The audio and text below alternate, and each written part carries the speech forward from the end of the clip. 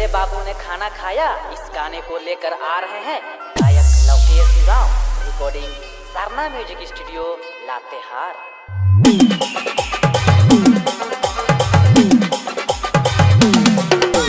रावरेमन सुनती डीजे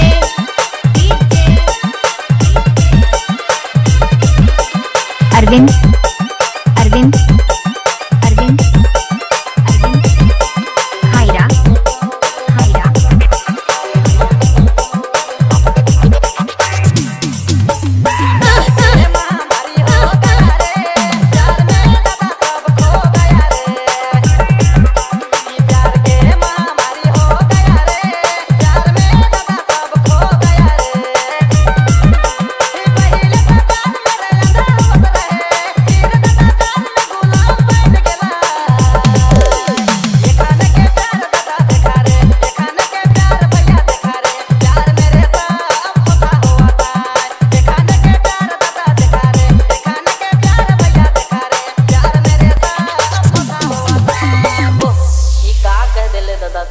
हाँ बाबू, आजकल के छोरा छोरी एहे लखे प्यार से बोले ना, ओ लो लो लो लो लो लो मेरे बाबू ने थाना थाया डीजे डीजे अरविंद अरविंद अरविंद अरविंद हायरा हायरा हायरा हायरा हायरा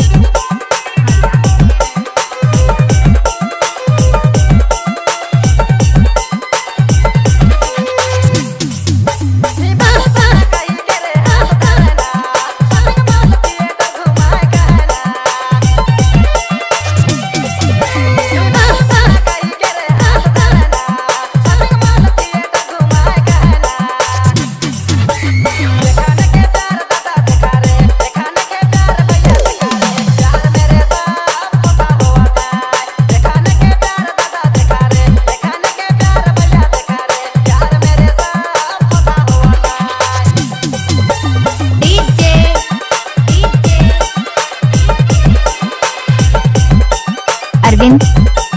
अरविंद अरविंद अरविंद हायरा हायरा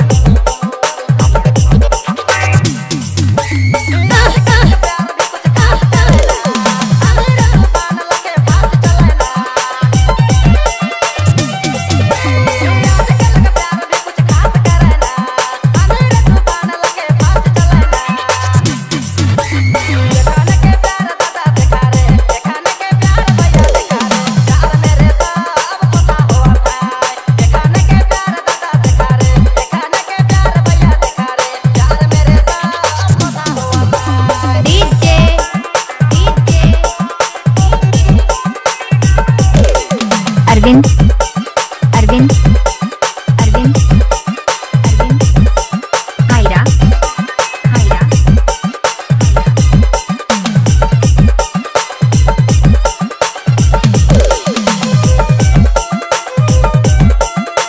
हायरा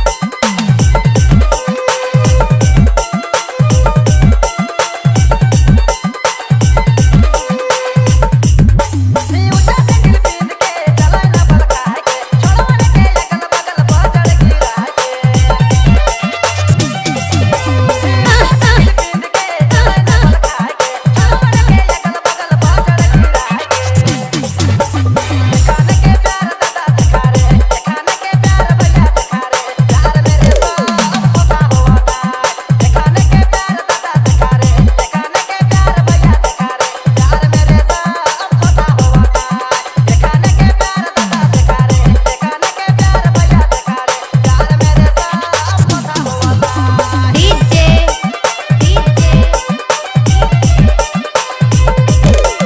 अरविंद अरविंद अरविंद अरविंद हायरा हायरा ओ लो लो लो लो लो मेरे बाबू ने थाना थाया त्या।